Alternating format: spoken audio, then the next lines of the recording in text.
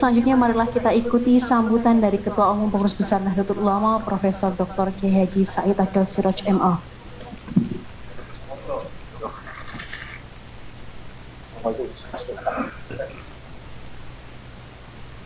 Assalamualaikum warahmatullahi wabarakatuh. Bismillahirrahmanirrahim.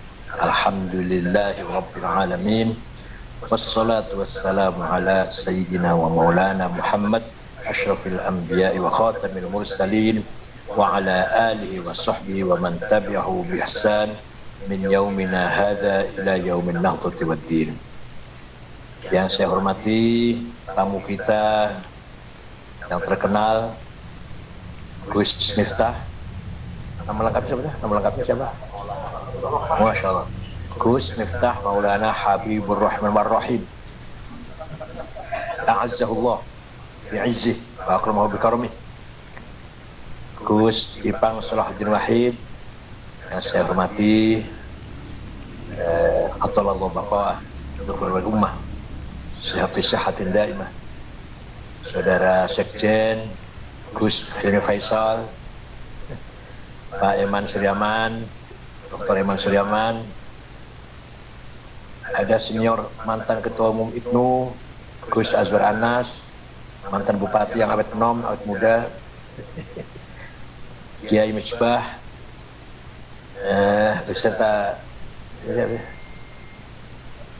Kiai enggak antum Asmui, Pak Asmui pakai masker jadi pangling.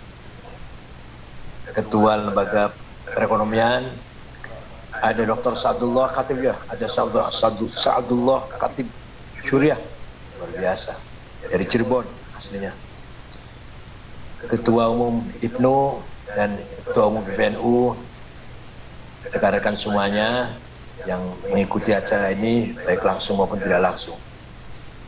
Malam hari ini kita tasyakur, merenungkan sedikit sejenak betapa besar nikmat Allah yang diberikan kepada kita semua dengan adanya Hari Santri.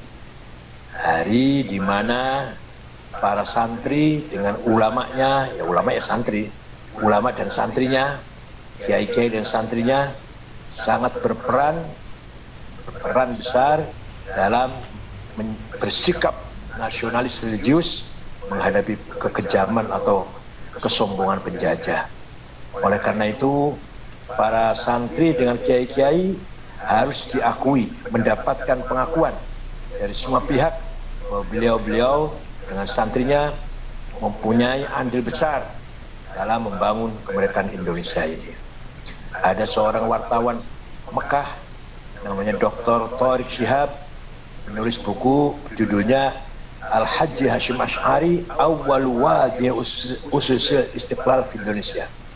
Kiai Haji Hashim Ash'ari itu orang pertama kali yang meletakkan dasar-dasar kemerdekaan Indonesia. Bahasa Arab kecil di bukunya. Itu luar biasa pengakuan dari wartawan, seorang jurnalis dari Saudi atau dari Mekah yang mengakui betapa bahwa Hashim Ash'ari selama mukim di Mekah, setiap saat berdoa di makam-makam mustajab, selalu yang doakan hanya kapan Indonesia merdeka. Kalau kita kan kalau berdoa di sana kan beda-beda ya. Ada yang ingin kaya, ada yang ingin naik pangkat, ada yang ingin apa lagi nambah. Kalau Mbah Hashim enggak, yang doakan kapan Indonesia merdeka. Sampai-sampai diakui teman-temannya semua yang sepantar itu, teman-teman sejawatnya, Hashim Ash'ari merupakan pemuda yang ideal, yang mempunyai cita-cita tinggi, itu ingin memerdekakan Indonesia. Mbah Hashim Ash'ari yang masih pelajar, masih santri itu sudah mempunyai idealisme yang sangat luar biasa. Oleh karena itu layak sekali lagi Hari Santri diakui oleh negara, hari nasional, di mana peran santri dan para kiai sangat besar dalam menyikapi penjajahan Belanda atau Jepang. Di antara contoh betapa besarnya sikap santri, contoh yang gampang, ayah saya hidup bersama Belanda di zaman Belanda, tapi tidak satu kata pun bahasa Belanda dia tahu. Bahasa Belandanya selamat pagi itu nggak garuh. Bukan tidak tahu, tidak ingin tahu, tidak ingin bisa.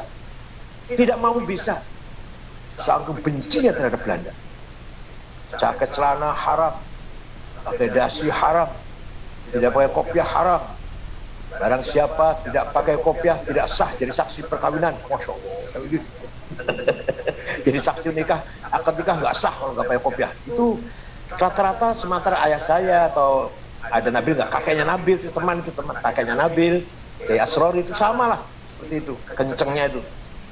Diakibatkan karena menyikapi penjajah. Bukan betul-betul haram ada dalilnya, bukan, tapi karena sangat didorong dengan anti koperasi yang sangat maksimal terhadap Belanda. Oleh karena itu layak sekali lagi peran santri, peran ulama kita peringati, dan alhamdulillah di era Presiden Jokowi diresmikanlah Hari Santri yang tadinya maunya tanggal 1 Muharram. Saya diskusikan kalau 1 Muharram itu tahun baru umat Islam sedunia, bukan Hari Santri, Pak.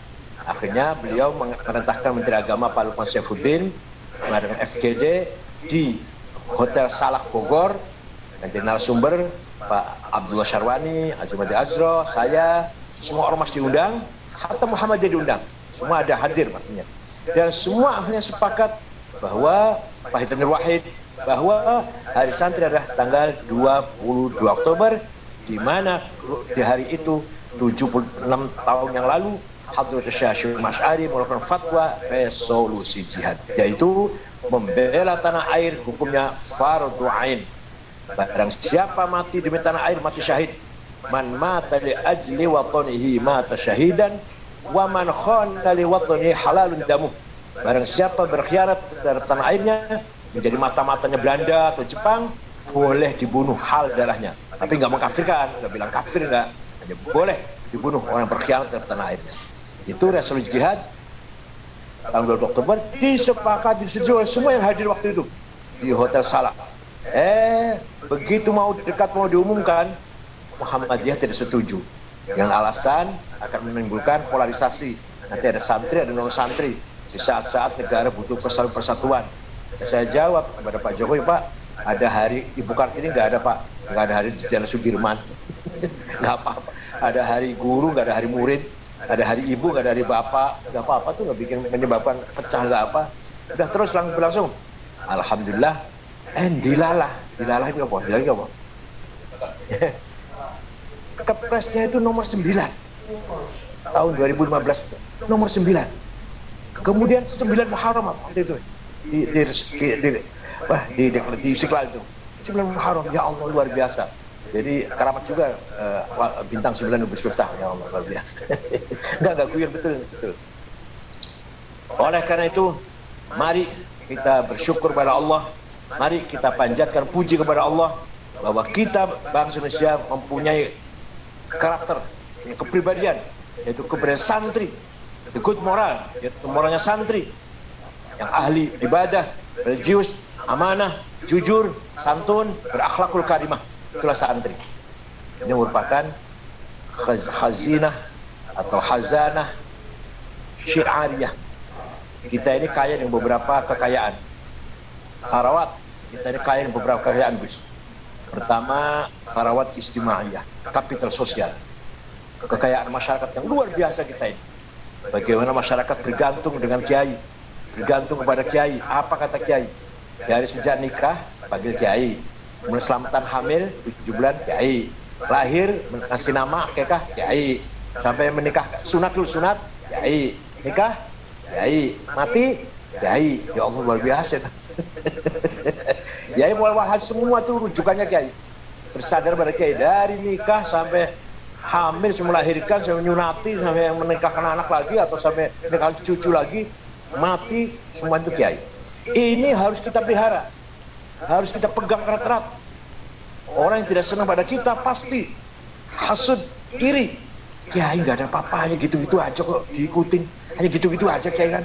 Alas, sarungnya cap gajah duduk, bajunya kokoh, sorbannya sejak pulang umroh nggak pernah dicuci, minyak wanginya misik, aduh, sandalnya lili, rokoknya cap jarum coklat. Tasnya itu Gus, bukan ecolak atau desi, bukan, di pojok ada tulisan musyawarah majelis ulama.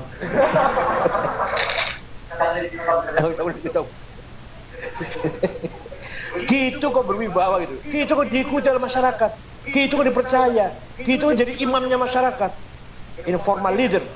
Ini orang yang tidak senang kita pasti iri, hasut, dan berusaha bagaimana membenturkan antara masyarakat dengan kiai.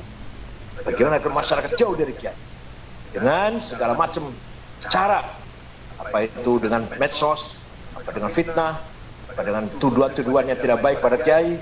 Itu semuanya dilontarkan bagaimana memisahkan kedekatan antara masyarakat dengan kiai. Ini kewajiban kita, terutama adik-adik PBNU.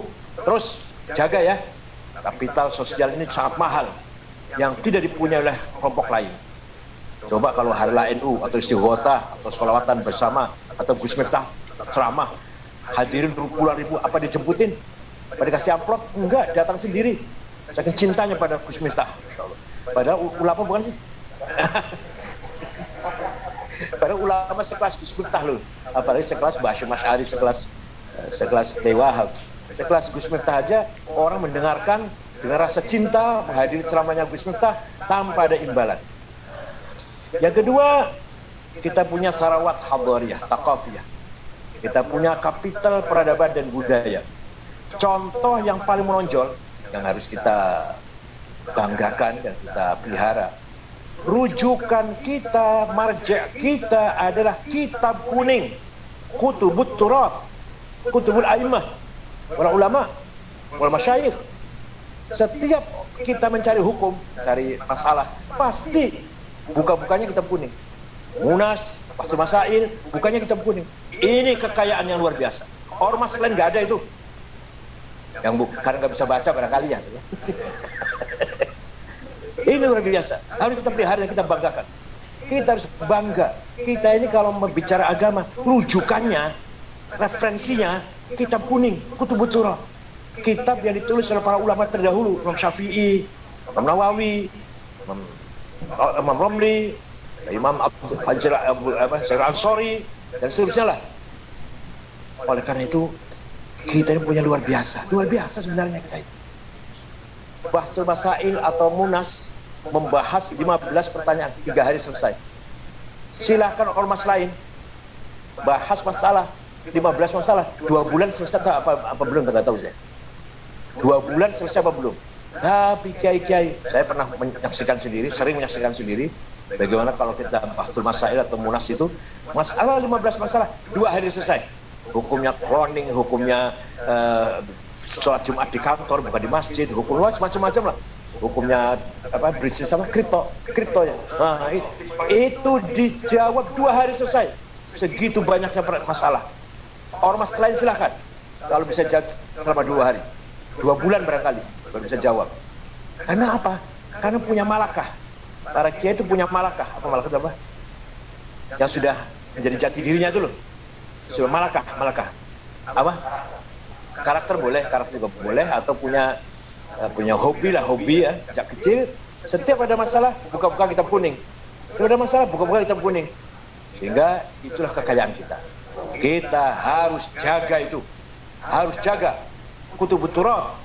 Silahkan orang menghina, mengenyak, tapi bukti nyata kalau ada masalah agama, kitab kuning bisa menjawab. Hukumnya bunga bank, hukumnya keluarga berencana. Ya Allah. Yang ketiga apa? Yaitu tadi syiariyah. Sarawat syiariyah ini. Hari santri bisa dikatakan simbol nih. Wa may yu'azzim sya'airallah fa innaha min taqwal qulub. Setiap ada sesuatu yang bisa mensyiarkan nama Allah, harus kita banggakan. Itu salah satu tanda orang bertakwa kepada Allah. Luar biasa, simbol. Kita kaya sekali dengan simbol-simbol. Kalau ada orang pidato di akhir dengan wallahul muwaffiq, NU itu. apalagi kalau ada orang kok dengan kiai kok cium tangan, dengan Habib cium tangan, dengan Gus Miftah cium tangan, Masya Allah. NU itu jelas. Gak berani lewat depannya orang tua dengan merunduk di depan kiai, depan orang tua. NU itu, santri itu, NU itu. Gak berani meletakkan Quran di bawah sini, gak berani.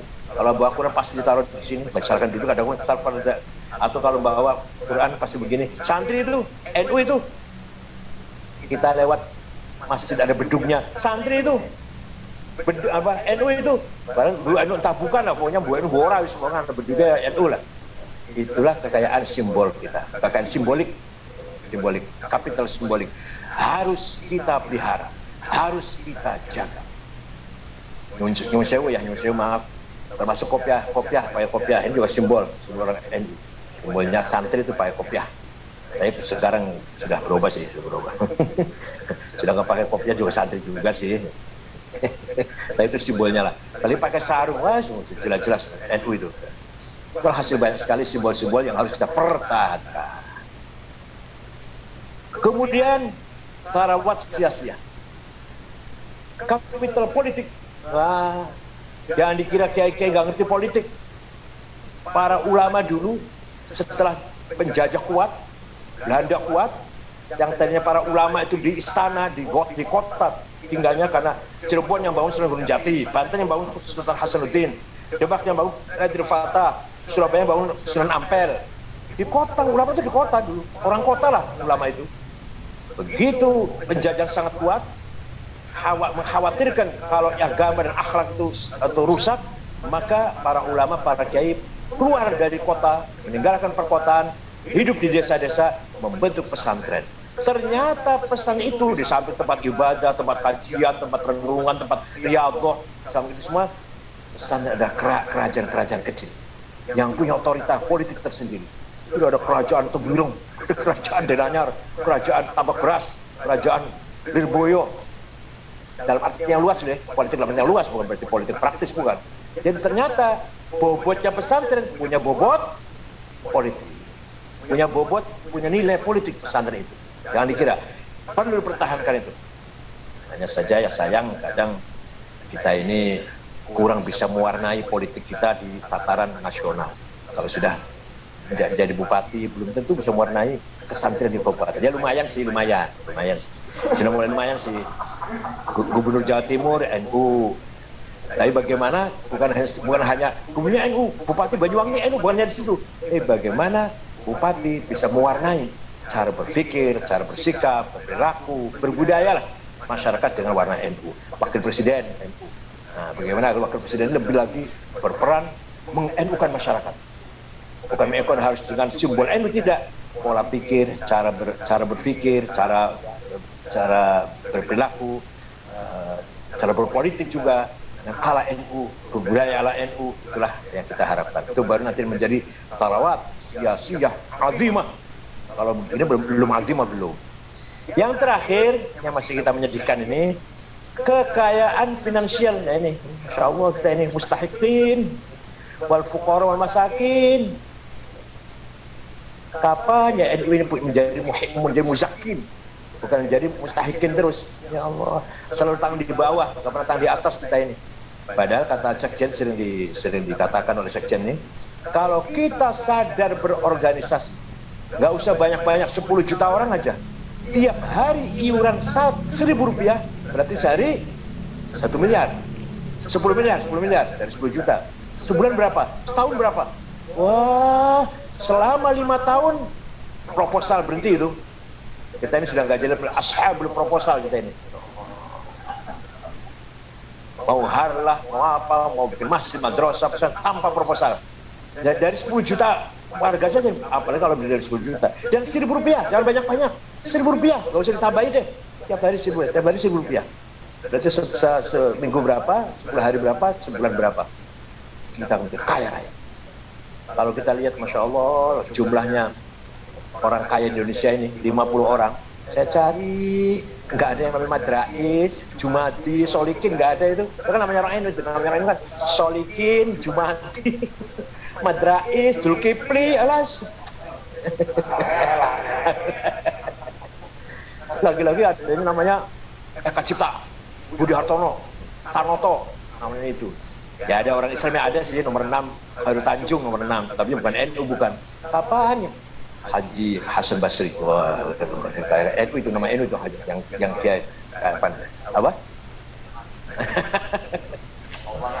Ya Allah, ya kepada konglomerat Maulana Habibur Rahman.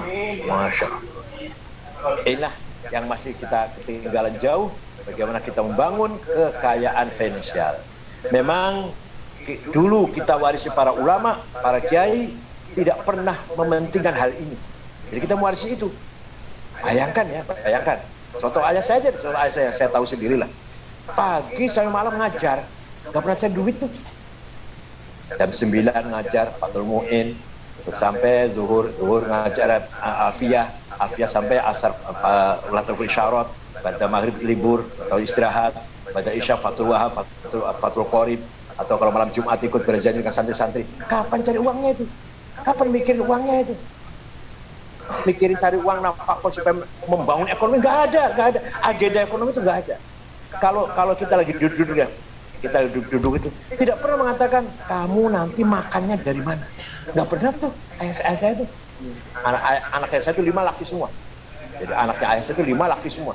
Itu kalau lagi pas bareng-bareng, nggak pernah tuh menyinggung kamu nanti kalau nanti besar dari mana rezekinya. Nggak ada. Kamu harus pintar, kamu harus benar, kamu harus jadi ulama. Itu ya itu selalu. Tapi kamu harus cari uang. Nggak pernah tuh.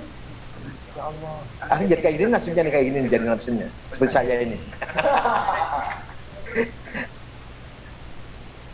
Contoh lagi, Mbah Bisi Samsuri. Jadi anggota DPR RI itu 25 tahun itu berapa? Sejak Partai NU, P3. Coba lihat, apa ada perubahan rumahnya? Ada perubahan penampilannya? Sangat sederhana. Ini mbahnya Pak Muhaimin, mbahnya Pak Syukur Yusuf, ini mbahnya. Emang orang sederhana sekali. Bukan orang kaya, bukan. Kalau Mbah Wahab orang kaya, kiai kaya kalau Mbah Wahab. Kalau Mbah Hashim kiai kaya juga Mbah Hashim. Tanahnya banyak, luas, sawahnya luas. Kalau Kiai Samsuri bukan, kiai yang pas-pasan lah. Tapi pada jadi anggota DPR 20 tahun lebih, nggak berubah tuh hidupnya. Kayak itu, Masya Allah. Sehingga akhirnya mewariskan kepada kita ini seperti itu, seperti inilah keadaannya. Kita ini sama sekali belum familiar dengan bagaimana cari uang. Coba Pak Haritanu pernah 1 minggu bisnisnya untung 500 miliar. Kok aku orang mudeng tinggal cara mudeng sampai nggak sampai mudeng betul untung 5. Kalau saya mudeng aja enggak, paham aja enggak gitu, mengerti aja enggak, gimana kayak Gus Ipang paham gitu. Kalau saya nggak paham tuh, ada orang 1 minggu untung 500 miliar, itu udah paham tuh piye caranya, piye dalannya gitu loh. Ya Allah, inilah yang masih ketinggalan dari sisi kita. Padahal jelas kita harus kaya. Sayyidina Utsman kaya, Sayyidina Asad bin Waqqas kaya, Syaikhul Qadir Jilani kaya, Abdul Hasan Syadzili kaya, kiai yang kaya, ulama-ulama yang kaya. Abdul Hasan Asyadzili kaya, penampilannya mewah, bajunya bagus, baunya harum, kereta ditarik 2 kuda, kereta kendaraannya itu, rumahnya seperti villa. Ada yang tanya muridnya, Syekh, ada Abdul Hasan Syadzili nih. Abdul Syadzili itu Tarakat Syadziliyah, punya Hizb Nasr. Gurunya namanya Abdul Salam bin Mashish, itu di kota Tituan, Maroko. Gurunya Abdul Salam bin Mashish, Syuaib Abu Madan Al-Ghaus, kemudian di Abu Ahron Al-Jazair. Ada yang tanya, Syekh, antum ini panjenengan ini waliullah, aku penampilan mewah, tapi ya yang lain-lain kok nyemprung. Kiai-kiai lain nyemprung, menyedihkan, antum kok mewah sekali. Jauhnya ngejamnya, libasi yakul, pakaian yang saya pakai bisa ngomong, pakaian yang saya pakai ini bisa ngomong. Ngomongnya gimana? Ana ghani fala tarhamuni, saya kiai kaya, nggak usah kamu amplopin.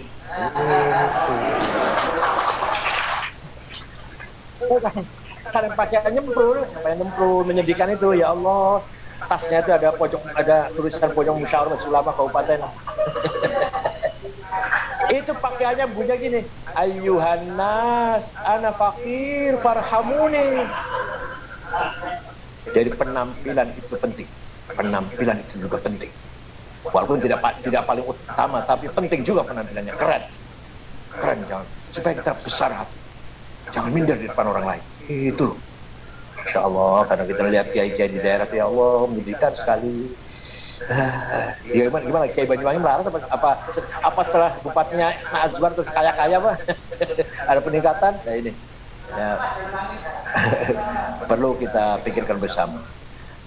Insya Allah hari santri kita peringati dengan membawa barokah untuk kita semua, taufik dan hidayah.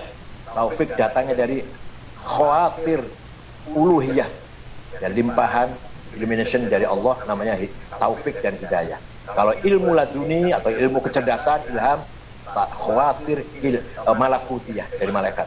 Nah, kalau yang dari hawa nafsu, khawatir nafsannya kurang rentai. Kurang rentai.